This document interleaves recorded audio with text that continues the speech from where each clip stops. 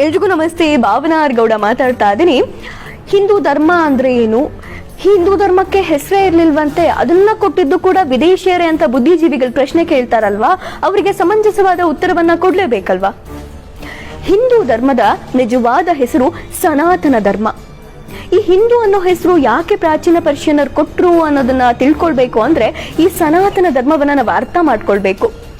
ಉದಾಹರಣೆಗೆ ಸನಾತನ ಧರ್ಮ ಅಂದ್ರೆ ಅತ್ಯಂತ ಪ್ರಾಚೀನವಾದ ಹಾಗೂ ಶಾಶ್ವತ ಮೌಲ್ಯಗಳನ್ನ ಒಳಗೊಂಡಿರುವ ಧರ್ಮ. ನಾವು ಇದನ್ನ ಸನಾತನ ಧರ್ಮ ಅಂತ ಮೆನ್ಷನ್ ಮಾಡೋದೇ ಬಹಳ ಸೂಕ್ತ. ಯಾಕಂದ್ರೆ ಇದನ್ನ ಒಂದು ಚಿಕ್ಕ ಎಕ್ಸಾಂಪಲ್ ಕೊಡ್ತೀನಿ. ಈ ಪ್ರಪಂಚದಲ್ಲಿ ಯಾರು ಇಲ್ಲ, ನಾವ್ ಒಬ್ಬರೇ ಇರ್ತೀವಿ. ನಮ್ಮನ್ನ ಕಂಪ್ಯಾರಿಸನ್ ಮಾಡ್ಕೊಳ್ಳೋಕ್ಕೂ ಕೂಡ ಇನ್ನೊಬ್ಬ ವ್ಯಕ್ತಿ ಇಲ್ಲ. ನಾವ್ ಒಬ್ಬರೇ ಇದ್ದಾಗ ಹೆಸರು ಬೇಕಾಗಿರಲ್ಲ. ಹಾಗೆ ಸನಾತನ ಧರ್ಮ ಅತ್ಯಂತ ಪ್ರಾಚೀನವಾಗಿದ್ದು ಅದು ಜನರ ಜೀವನ ಶೈಲಿ ಆಗಿತ್ತು. ಹಾಗಾಗಿ ಅದಕ್ಕೆ ಯಾವುದೇ ಹೆಸರು ಬೇಕಾಗಿರ್ಲಿಲ್ಲ, ಜಗತ್ತಿನ ಅತ್ಯಂತ ಪ್ರಾಚೀನವಾದ ಧರ್ಮ ಆಗಿದ್ರಿಂದ.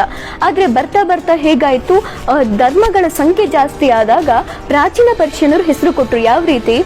ಅವರು ಸಿಂಧೂ ನದಿಯಿಂದ ಈ ದೇಶವನ್ನ ಹಿಂದೂ ದೇಶ ಅಂತ ಕರೆದ್ರು, ಧರ್ಮವನ್ನ ಹಿಂದೂ ಧರ್ಮ ಅಂತ ಕರೆದ್ರು.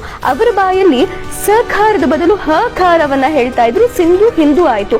ಆ ದೃಷ್ಟಿಯಿಂದ ನೋಡಿದಾಗ ಭರತಖಂಡದಲ್ಲಿ ಹುಟ್ಟಿ ಬೆಳೆದ ಎಲ್ಲ ಧರ್ಮಗಳು ಕೂಡ ಹಿಂದೂ ಧರ್ಮದ ವಿವಿಧ ಮುಖಗಳೇ ಆಗತ್ತೆ. ಈ ರೀತಿ ಅಂದ್ರೆ ವೇದಗಳನ್ನ ಆಧಾರವಾಗಿ ಇಟ್ಕೊಂಡಿರುವಂತಹ ಧರ್ಮ ನಮ್ಮ ಸನಾತನ ಧರ್ಮ. ಯಾವ ಧರ್ಮದ ಹಲವು ರೀತಿಯ ಉಪಾಸನಾ ಮಾರ್ಗಗಳು ಪ್ರಾಚೀನ ಕಾಲದಿಂದಲೂ ಇಂದಿನವರೆಗೂ ಕೂಡ ಮುಂದೆಯೂ ಕೂಡ ಅಸಂಖ್ಯ ಜನರಿಗೆ ಪರಮಾತ್ಮನ ಅನುಭವವನ್ನ ತಂದುಕೊಡಬಲ್ಲದೋ ಅದೇ ನಮ್ಮ ಸನಾತನ ಧರ್ಮ. ಇನ್ನೊಂದು ಪ್ರಶ್ನೆಯನ್ನ ಕೇಳ್ತಾರೆ, ಈ ಸನಾತನ ಧರ್ಮವನ್ನ ಯಾರು ಯಾವಾಗ ಸ್ಥಾಪನೆ ಮಾಡಿದ್ರು ಅಂತ. ಇದಕ್ಕೆ ಒಂದು ಸ್ಪಷ್ಟವಾಗಿರೋ ಉತ್ತರ ಇಷ್ಟೇ. ಜಗತ್ತಿನ ಇತರ ಮತಧರ್ಮಗಳಂತೆ ಸನಾತನ ಧರ್ಮ ಒಬ್ಬ ವ್ಯಕ್ತಿಯಿಂದ ಒಂದು ನಿರ್ದಿಷ್ಟ ಕಾಲದಲ್ಲಿ ಸ್ಥಾಪಿತವಾಗಿದ್ದಲ್ಲ. ಸನಾತನ ಧರ್ಮ ಏಕೈಕ ವ್ಯಕ್ತಿಯ ಆಧ್ಯಾತ್ಮಿಕ ಅನುಭವವನ್ನ ಆಶ್ರಯಿಸದೆ ಹಲವಾರು ಋಷಿ ಮುನಿಗಳ ಅತೀಂದ್ರಿಯ ದರ್ಶನಗಳಿಂದ ಅವರ ಆಧ್ಯಾತ್ಮಿಕ ಅನುಭವಗಳ ಮೇಲೆ ಗಟ್ಟಿಯಾಗಿ ನೆಲೆ ನಿಂತಿದೆ. ಈ ಪರಂಪರೆ ಸಹಸ್ರಾರು ವರ್ಷಗಳಿಂದ ಅವಿಚ್ಛಿನ್ನವಾಗಿ ಹರಿದು ಬರ್ತಾ ಇರೋದಕ್ಕೆ ಇದನ್ನ ಸನಾತನ ಧರ್ಮ ಅಂತ ಕರೆದಿದ್ದು. ನಾವೆಲ್ಲ ತತ್ವನಿಷ್ಠರು, ವ್ಯಕ್ತಿನಿಷ್ಠರಲ್ಲ.